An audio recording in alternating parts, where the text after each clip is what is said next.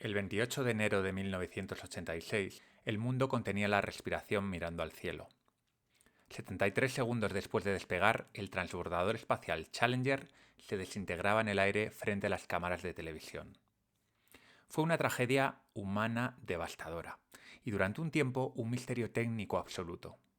Nadie, ni los ingenieros de la NASA, ni la prensa, ni el público, sabía a ciencia cierta qué es lo que había fallado. Sin embargo, a miles de kilómetros de Cabo Cañaveral, en el Parque de la Bolsa, algo extraño estaba ocurriendo. El transbordador había sido construido por 4 contratistas principales: Lockheed, Martin Marietta y Morton Thiokol. En los minutos posteriores a la explosión, las acciones de las 4 compañías empezaron a caer. El pánico es una reacción normal en los mercados ante la incertidumbre, pero lo curioso fue lo que sucedió a continuación. Al final de la jornada, 3 de esas empresas habían recuperado gran parte de su valor, cerrando con pérdidas de apenas 3%. Pero la cuarta, Morton Thiokol, se desplomó casi un 12%. Y allí se quedó. No hubo ningún comunicado oficial de la empresa, tampoco filtraciones públicas, pero una masa anónima de inversores, procesando fragmentos de información dispersa, había llegado a una conclusión: Thiokol era la responsable. 6 meses después, la Comisión Rogers confirmó que la causa del accidente fue una junta tórica defectuosa fabricada, efectivamente, por Morton Thiokol. Lo que a la comisión le costó meses averiguar, al menos certificar, el mercado lo supo prácticamente en cuestión de minutos. Hoy vamos a hablar en Polímatas de una de las capacidades más codiciadas del ser humano: la capacidad de predecir el futuro. Lo haremos a través de la mejor herramienta de la que disponemos actualmente: los mercados de predicción. Veremos cómo es posible que un grupo de extraños motivados solo por el dinero, sea más inteligente que un panel de expertos. Nos preguntaremos sobre la sabiduría de las masas y aprenderemos a usar los mercados de predicción para predecir el futuro mejor que los propios servicios de inteligencia. Empecemos. Esto es Polímatas: conocimiento, razón y aprendizaje. Para entender por qué los mercados de predicción funcionan, tenemos que irnos mucho más atrás del Challenger. Tenemos que viajar a una feria de ganado en Plymouth en 1906. Allí estaba Francis Galton, que era, sí, seguramente te suene, el primo de Darwin. Galton era un polímata británico que vivía obsesionado con la estadística. Mientras estaba en Plymouth, observó un concurso donde la gente tenía que adivinar el peso de un buey desollado. Participaban 800 personas, desde carniceros expertos hasta gente que no había visto una vaca en su vida. Galton, que era un poco elitista, pensaba que la gente de la calle era estúpida y que no se acercarían siquiera al peso del animal. Pero se equivocó. Cuando analizó los datos, vio que el promedio de todas las estimaciones fue de 1.197 libras. ¿Cuál crees que era el peso real del buey? Pues 1.198 libras. Así que el pueblo, la masa, se equivocó por menos del 0,1%. El importante concepto que subyace a esta famosa anécdota es la sabiduría de las masas.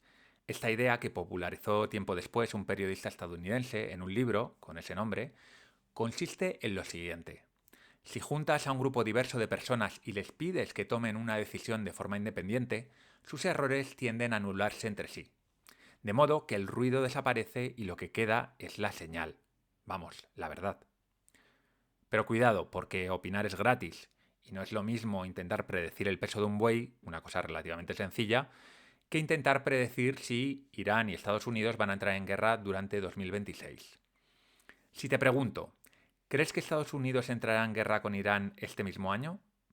Lo más seguro es que no te lo pienses mucho. Vas a responder guiado por tus prejuicios, tus creencias, el último vídeo de YouTube que hayas visto, y lo vas a hacer con impulsividad. Y esto es completamente normal, ya que no vas a sufrir ninguna consecuencia si te equivocas. Y aquí es donde entra en juego un concepto muy importante, el concepto que dio a conocer el famoso Nassim Taleb de jugarse la piel.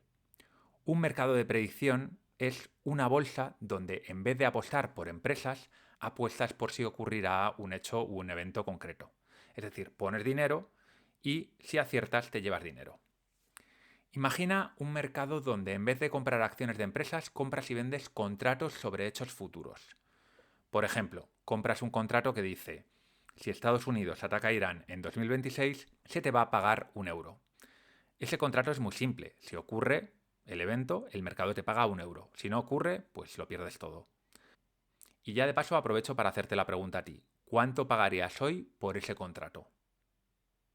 Si en el mercado se estuviera pagando por ese contrato, por ejemplo, 60 céntimos, lo que está diciendo el mercado es que el conjunto de compradores y vendedores básicamente dicen que hay un 60% de probabilidades de que ocurra ese evento.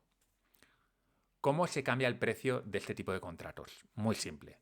Si mucha gente o poca gente que mete mucho dinero cree que el evento es más probable que ocurra de lo que marca el precio, pues lo que hace es comprar contratos, sube la demanda y por lo tanto el precio sube.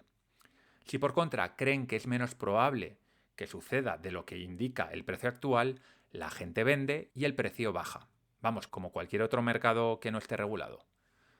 Pero ¿cómo es posible que un mecanismo tan sencillo sea tan potente a la vez?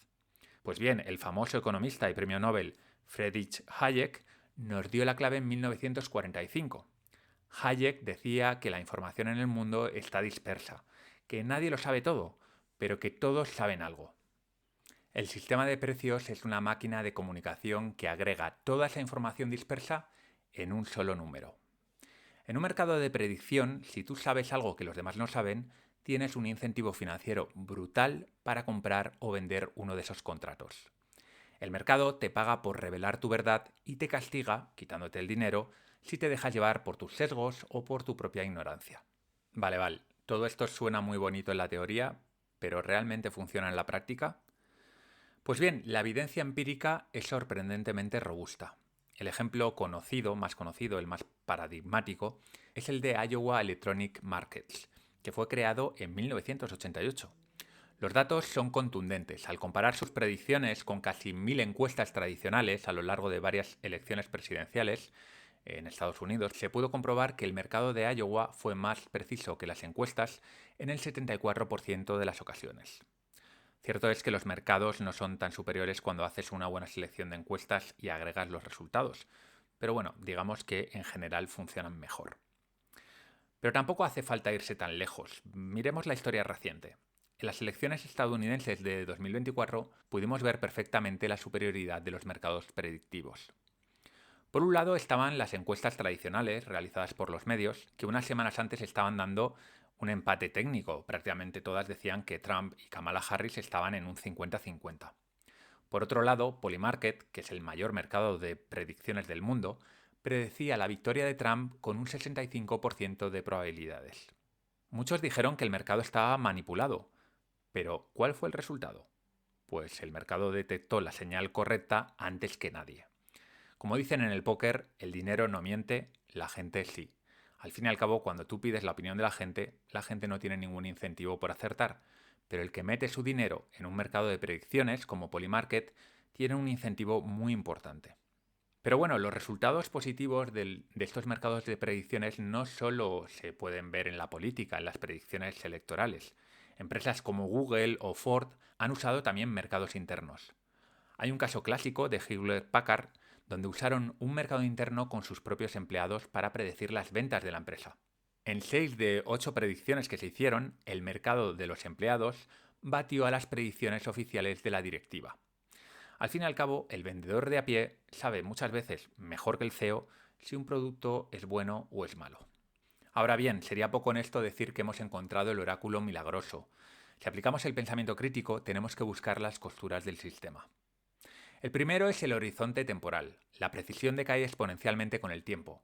Los mercados son imbatibles en periodos de meses, pero si intentas predecir a 5 o 10 años vista, la cosa se pone realmente fea. ¿Por qué? Bueno, pues por el efecto mariposa, es decir, un pequeño cambio ahora puede tener un impacto muy grande en el futuro. Por los cisnes negros, esas cosas que ocurren, pues tipo un 11 de septiembre, una pandemia, que sí, que quizá algunas personas podían medio predecir, pero que nadie sabía con seguridad que iban a ocurrir. Y te cambian completamente las reglas del juego. Y por supuesto la información oculta, esa información que solo tienen unos pocos privilegiados y que no se reflejan en los mercados de predicción. Por lo tanto, cuando tenemos un horizonte temporal lejano, los mercados de predicción no son especialmente buenos. Pero claro, tampoco lo son los expertos. Por lo tanto, podemos concluir que cuando tenemos un horizonte temporal lejano, Simplemente no podemos predecir. El segundo problema que tienen estos mercados es la posible manipulación. ¿Puede alguien con mucho dinero mover el precio de estas acciones? Sí, puede hacerlo, pero es arriesgado. De hecho, en 2024, un trader francés apodado La Ballena apostó millones a favor de que Trump ganaría las elecciones. Mucha gente pensó que quería manipular el mercado, aunque finalmente pareció ser simplemente un convencido de que iba a ganar Trump y efectivamente ganó y ganó muchísimo dinero. En cualquier caso, aunque la manipulación puede existir y seguro que existe, es bastante caro, porque si inflas el precio artificialmente, lo que estás haciendo es regalar dinero a quien apueste en tu contra si sabe la verdad. Lo que estás haciendo básicamente es regalar dinero a otra gente. Pero claro, no seamos ingenuos. Hay gente dispuesta a gastar mucho dinero para cambiar la percepción de los medios. Y si ven que pueden hacerlo tirando su dinero en mercados predictivos, pues ¿por qué no lo van a hacer? El tercer límite, y para mí quizá el más interesante, es el que hay alrededor de cualquier mercado, el de la especulación. Piensa que, al igual que en la bolsa, no estás obligado a quedarte con el contrato hasta el final. Puedes venderlo en cualquier momento, siempre que haya compradores, claro. Así que muchos traders no buscan acertar si un evento sucederá o no. Lo que hacen es intentar predecir lo que la gente piensa. Es decir, cuando compran acciones que afirman que la conquista de Groenlandia por parte de Trump tendrá lugar en 2026, no lo hacen porque genuinamente piensen que eso va a ocurrir, sino porque creen que la gente piensa que va a ocurrir. Esto lo que va a hacer es inflar, al menos temporalmente, el precio de esas acciones por encima de las probabilidades reales. Como ves, los mercados de predicciones, pues como todo en la vida, no son ni mucho menos perfectos, pero en muchos casos es lo mejor que tenemos. Llegados a ese punto puede que te estés preguntando, vale, ¿y yo qué hago con todo esto? La respuesta es que puedes usar los mercados predictivos como un filtro de mierda. ¿A qué me refiero? Bueno, si abres los periódicos de esta semana, los titulares son alarmantes. Que si Trump se quiere quedar con Groenlandia, que si los aranceles, que si Irán, que si esto, que si lo otro. Con este bombardeo continuo es inevitable pensar que estamos ante una situación muy grave. Si a esto le sumas el futuro bombardeo sobre Irán, el ataque de Taiwán por parte de los chinos, etcétera, etcétera, pues lo raro es que si eres mínimamente sensible no tengas algo de ansiedad. Pero ahora te propongo algo. En vez de abrir el periódico, vete a Polymarket y busca aquellos contratos que hablen de si Estados Unidos va a adquirir parte de Groenlandia en 2026.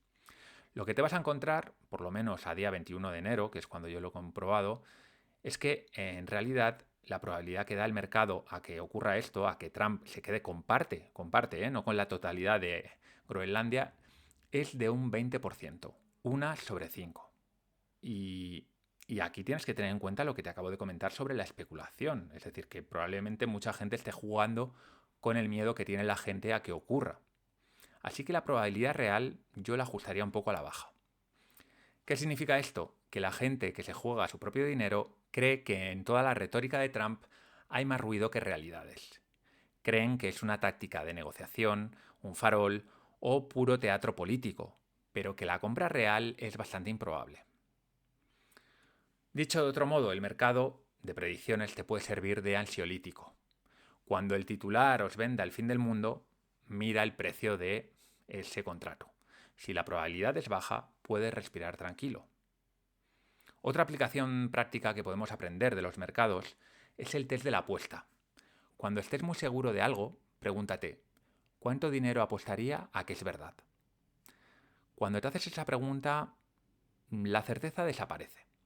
Esa simple pregunta te obliga a ser honesto y a ser consciente de que en general pues actúas con impulsividad, con un exceso de confianza que no se ajusta a la realidad. Pero cuando tienes que poner el dinerito, la cosa cambia.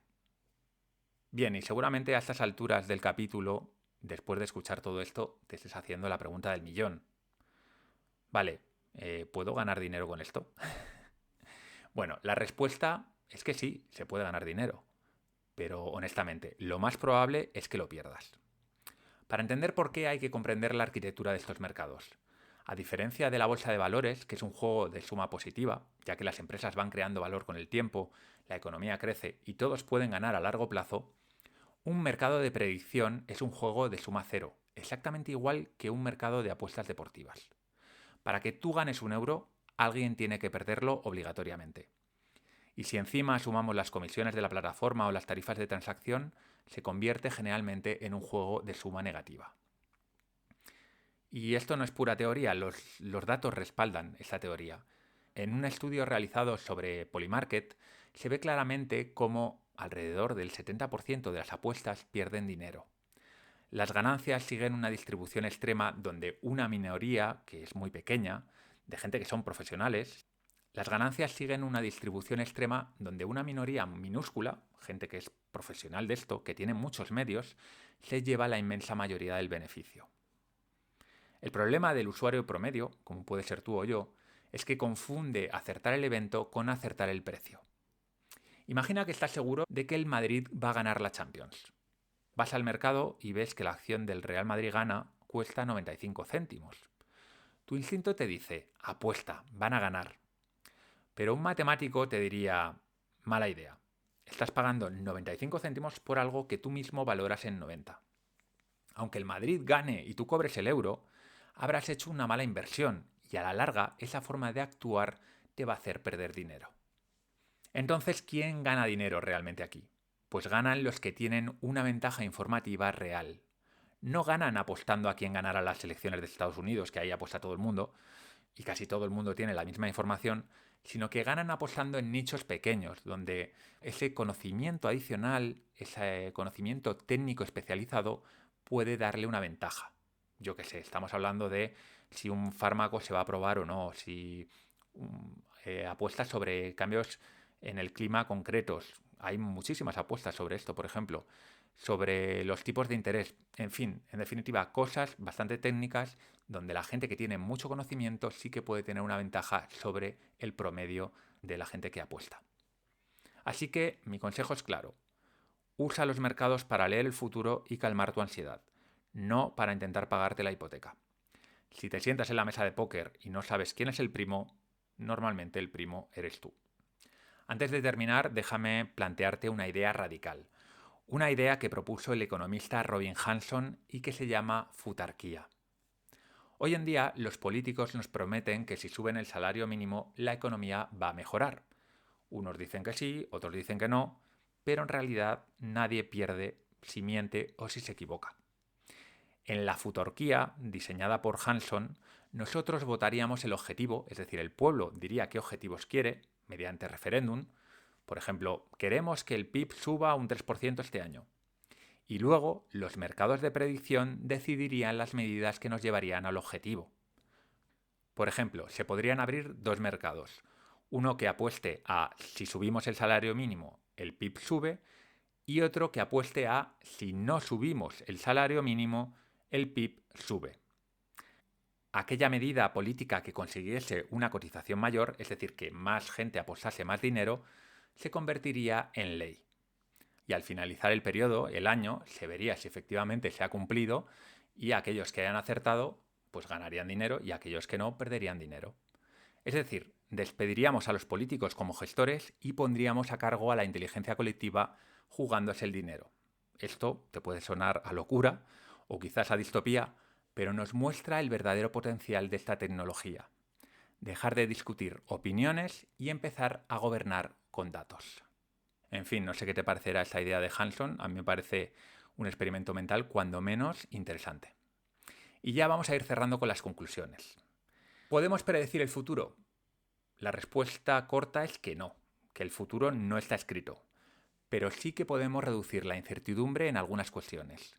Y en el complejo mundo de la geopolítica, la política, las constantes innovaciones, la economía, el clima, ver la realidad con algo más de claridad puede ser de mucha ayuda. Los mercados de predicción nos dan una lección de humildad. Nos enseñan a pensar en probabilidades, no en certezas.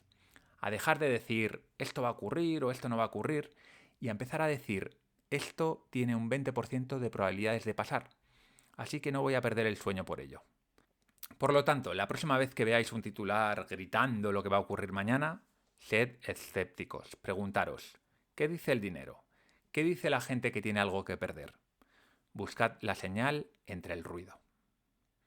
Y con esto, amigo polímata, me despido. Espero que te haya gustado este capítulo. Si te parece interesante, comenta, dale al like. Ya sabes que nunca pido esto, pero bueno, nunca está de más.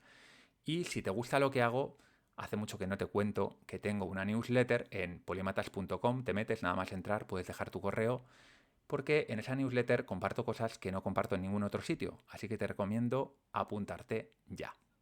Nos vemos muy pronto.